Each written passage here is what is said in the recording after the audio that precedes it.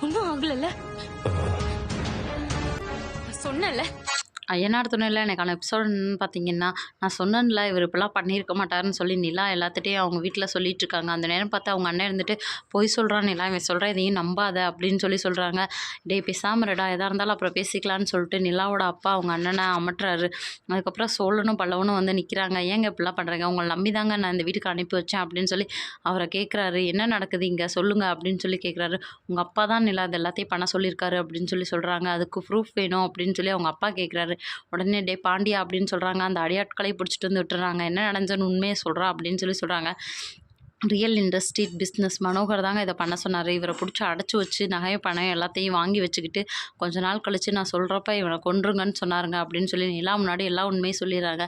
அதுக்கப்புறம் நிலா இருந்துட்டுச்சா, "உங்களை பார்த்தாலே எனக்கு அருவருப்பாக இருக்குது. இனிமேல் யாரும் என்னை சொந்தம்னு சொல்லிட்டு என்னை பார்க்க வந்துடாதீங்க தயவு செஞ்சு" அப்படின்னு சொல்லி மனோகர் முன்னாடி சொல்லிட்டு போகிறாங்க. மனோகர் இருந்துட்டு, "இதுக்கெலாம் நீ ரொம்ப வருத்தப்படுவ" அப்படின்னு சொல்கிறாரு. "இங்கே இருக்கிறத விட நாங்கள் ரொம்ப சந்தோஷமாக நிம்மதியாக இருப்பேன். நீங்கள் எனக்கு தேவையே இல்லை, குட் பை" அப்படின்னு சொல்லிட்டு எல்லோரும் கிளம்பி போயிடுறாங்க.